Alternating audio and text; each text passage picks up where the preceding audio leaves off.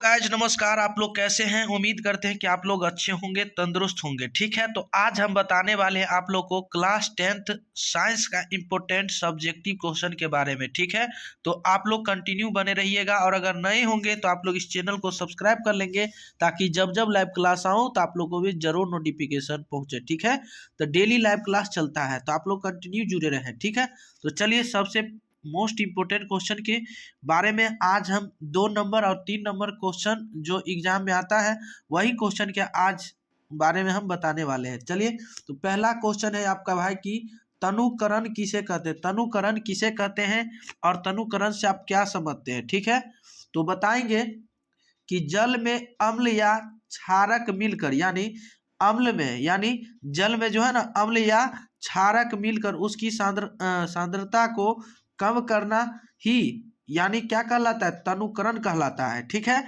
और एक चीज आपको ऑब्जेक्टिव में आएगा क्या कि अम्ल अम्ल जो होता है स्वाद में खट्टा होता है। अम्ल स्वाद में क्या होता है? खट्टा होता है। और क्षार क्या होता है? कड़वा होता है। और ऑब्जेक्टिव में आपको क्या आएगा कि अम्ल का पीएच मान कितना होता है? तो 7 से कम। अम्ल का पीएच मान 7 से कम होगा और क्षार का पीएच मान कितना होगा? 7 से अधिक। ठीक है, आप लोग यहाँ से ऑब्जेक्टिव भी याद हो गया। अम्ल कहेगा तो 7 से कम और क्षार कहेगा तो 7 से अधिक। ठीक है ना, तो चलिए अगला क्वेश्चन की ओर देखेंगे। अगला नंबर क्वेश्चन क्या कह रहा है? अगला नंबर क्वेश्चन है आपका कि निषेचन किसे कहते हैं? यानी निषेचन किसे कहते हैं? मादा यानी मादा युग्मक से नर युग्मक के संलयन को क्या कहते हैं? यानी निषेचन कहते हैं। क्या कहते हैं? निषेचन कहते हैं। समझ गए ना? चलिए तीसरा क्वेश्चन की ओर देखेंगे। तीसरा नंबर क्वेश्चन क्या कह रहा है? 3 नंबर क्वेश्चन के बारे में। ठीक है, अगर ऑफलाइन क्लास करना चाहते हैं तो मधुबनी में मेरा 2 इंस्टीट्यूट चलता है। एक जो केवीएस कोचिंग सेंटर 1 जो गुड्डीगाछी महाराजगंज मधुबनी एंड बड़ा बाजार मधुबनी। ठीक है, और यही चैनल पे आप लोग को डेली लाइव क्लास चलता है, तो आप लोग भी आइए और अपने दोस्तों को भी लाइए। ठीक है, और आप लोग पेन और कॉपी निकाल कर इस क्वेश्चन को लिख लीजिए और इसे अभी से ही अभी याद रख लीजिए। ठीक है ना, देखेंगे सोडियम को किरोसिन तेल में डुबाकर क्यों रखा जाता है? यानी सोडियम को किरोसिन तेल में डुबाकर क्यों रखा जाता है, आपका प्रश्न है। तो आंसर लिखिएगा इसे कि सोडियम वायु में जलने लगते हैं। सोडियम जो है वायु में क्या होने लगती है? जलने लगती है। क्या लगती है? जलने लगती है। इसी कारण इसे किरोसिन तेल के यानी तेल के अंदर डुबा कर रखा जाता है। इसी कारण जो है किरोसिन तेल के अंदर जो है डुबा कर रखा जाता है। किसको? सोडियम को। ठीक है ना, इसीलिए सोडियम को डुबा कर रखी जाती है। आइए अगला क्वेश्चन है आपका 4 नंबर क्वेश्चन की ओर देखेंगे। 4 नंबर क्वेश्चन है कि आयनिक यौगिकों का गलनांक उच्च होता है क्यों? यानी आयनिक यौगिकों का गलनांक जो है उच्च होता है क्यों, बताएंगे। तो आयनिक यौगिक में मजबूत स्थिर वैद्युत आकर्षण बल कार्य करता है। क्या करता है? मजबूत वैद्युत आकर्षण कार्य करता है। ठीक है, और इसे तोड़ने में पर्याप्त ऊष्मा की ऊर्जा की आवश्यकता होती है। इसे तोड़ने में जो है भाई ऊष्मा ऊर्जा की आवश्यकता होती है। इसे तोड़ने में पर्याप्त तोड़ने में क्या होते हैं? ऊष्मा ऊर्जा की आवश्यकता होती है और अतः गलनांक इसका भी क्या है? उच्च होता है। इसका गलनांक आयनिक यौगिक का जो गलनांक जो है इसका उच्च होता है। तो आप बताइएगा कि कार्य का एसआई मात्रक क्या होता है? तो कार्य का एसआई मात्रक जूल होगा। क्या होगा भाई? जूल होगा। और ऊष्मा का भी एसआई मात्रक जूले होगा। क्या हो जाएगा? जूल हो जाएगा। ठीक है, चलिए उम्मीद करते हैं कि आप लोग इसे अच्छा तरीका से समझ गए होंगे। तो चलिए 5 नंबर क्वेश्चन की ओर। 5 नंबर क्वेश्चन पढ़िएगा। 5 नंबर क्वेश्चन कह क्या रहा है कि धोने का सोडा एवं बेकिंग सोडा के एक एक प्रमुख उपयोग लिखे। यानी इसका उपयोग कहता है, ध्यान देंगे भाई, धोने का सोडा एवं बेकिंग सोडा के एक एक प्रमुख लिखिए यानी उपयोग लिखे। यानी धोने के सोडा का उपयोग कपड़ा आदि धोने में होता है। यानी धोने के सोडा का उपयोग जो है कपड़ा आदि धोने में उपयोग होता है। अब फिर देखेंगे अगला, बेकिंग सोडा का उपयोग अम्लीयता को कम करने में ही होता है। अम्लीयता को भी कम करने में किसका उपयोग होता है? बेकिंग सोडा का ही उपयोग होता है। समझ गए ना, कपड़ा धोने में भी क्या होता है, बेकिंग सोडा का उपयोग होता है। आप लोग समझ गए होंगे, ठीक है।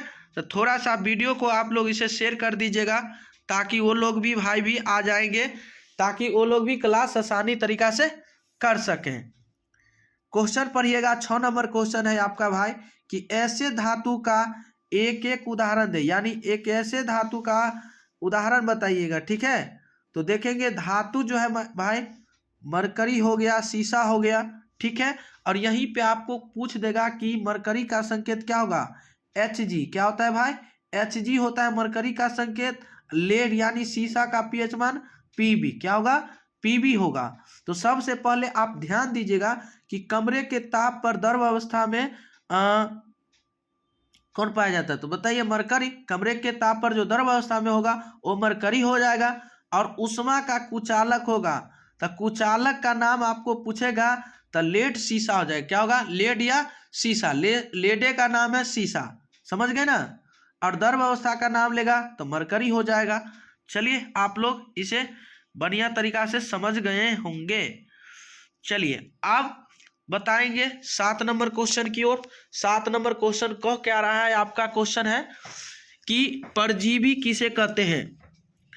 बताएंगे परजीवी किसे कहते हैं। आपका क्वेश्चन है कि वैसे जीव जो दूसरे जीव से अपना पोषण प्राप्त करते हैं, यानी ऐसे जीव जो दूसरे जीव पर जो निर्भर करता है उसे हम परजीवी कहते हैं, ठीक है। और इसे नाम भी कहते हैं परपोषी।